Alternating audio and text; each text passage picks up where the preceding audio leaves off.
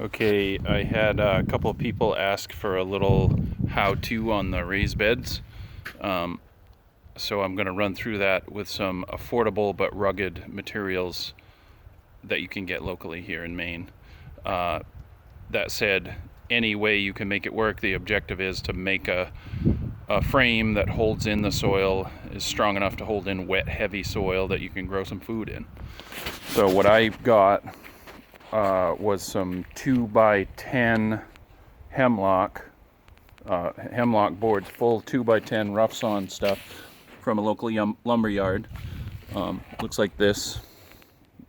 It's relatively inexpensive, not a big market for it, but it's also rot resistant. So it's usually pretty cheap. Local lumber yard or some guy with a sawmill, usually you can find it pretty reasonable. I got 12-foot stuff. So I'm making 4-foot by 8-foot raised beds, which you can reach completely by going around the edges. The end pieces are 4 feet long with a cleat on each end. Okay, this is how those are put together. This is 4 feet. A cleat like this gets clamped on here. Holes get bored through for bolts that fit. These happen to be 4.5 inch by 1/4 inch. 1/4 inch is about as small as you can get away with. Probably 5/16 or 3/8 would be better. Again, use what you got. That seems like it'll work. Pretty important to, on the first two, to try and orient your grain through the bolts so that the bolts come down through grain that's like that, because you can see if you go through this way at the end of that cleat, you're much more likely to split it as you tighten it down. Not a big deal, just a tip. So then those pieces end up looking like this here. Put them together, boom. That's where that would go, okay? There's one at each end. I've got them laid out here. There's one at each end. I put them then together tightly in the corners and put one of those bolts, bore a hole, put one of those bolts through to hold your 8-foot side pieces together, or whatever length you have. Just make sure, I use 2 12-footers per box. Just make sure you cut each of your pieces to the length so that you can get it out of your stock without shorting yourself, and allow for your saw cuts and all that, and squaring up the ends if you need to. But it's pretty important to get those bolted together in the corner, I feel. Don't try to just put in screws. In other words, don't just put a board on here and try and put screws into end grain, because later on when your bed's full of heavy wet soil, you're much more likely for those, especially through wet and dry, and the wood, shrinking and swelling, those screws are liable to pop, and then your bed's going to fall apart and you're going to be bumming. Our friend Felicia in Lubec made a good point of putting down, this is just some crappy cardboard I had laying around for example, lining your whole bottom of your bed with cardboard, especially if you're putting it on a lawn or someplace where stuff's already growing. This is just here in my driveway for an example. But if I was going to put a bed here in my driveway, I would probably lay down plastic in the bottom too.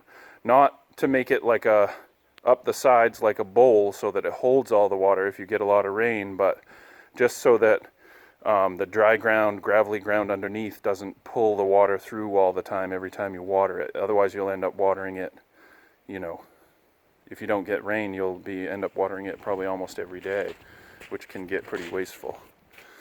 So that's all there really is to these. This is a strong way to do the corners. And the corners is really the place that gives out.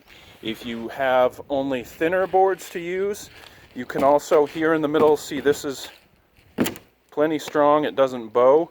If you have thinner boards, or if you're using, say, sawmill slabs or something, you can drive in the middle of this span on the outside a stake or a piece of rebar or anything into the ground just to keep that from bowing out as you fill it with soil. And yeah, get some, local people know where you can buy loam, garden soil. Just hunt for a deal on that. Soil can be really expensive, buying it by the bag full at a lumber yard. So, pull up a 1-ton load with neighbors or whatever you can do to try and make it more affordable. The idea is to get some self-sufficiency and some really good food yourself. This is one, this is a little bit of an experiment. I just used some cleats that came on the bottom of a pallet of lumber to make that backside taller. In this case, I would set this up with this tall side to the north and the long side without the tall posts to the south. You can then string rope or chicken wire or the hardware cloth that you'd see going into a concrete slab. You can nail that on there, and things like peas and beans can climb up it. Sweet peas, which are, beautiful. The bees love them. I guess the bigger point there is use whatever you have that you think will work. But this is a pretty cheap way to do it if you don't have that kind of thing around. I work with wood, so I've got scraps around all the time. If you're good with a chainsaw and you have some trees, you can easily make them out of logs. This whole bed is 2x10 rough sawn hemlock. Let's see, 12 bolts, and I do add in the corners where I only have one bolt. You can really only see the hole, but I put a screw in top and bottom on each of those corners as well. The bolt is the most important. The two screws are 3.5 or 4 inches long, and those hold quite a bit too. But so it's basically 2 boards and a handful of bolts and a handful of screws, some scrap cardboard and some dirt, and you're good to go. And you can grow a lot of food in this because you can reach it from all sides. You don't need any walking space. You can really crowd it in. That kind of knowledge you can get from any friends or neighbors who've grown vegetable gardens before. Mother Earth News, all scads of places online. Growing food is really not hard. We know a lot about it. It's really easy to do.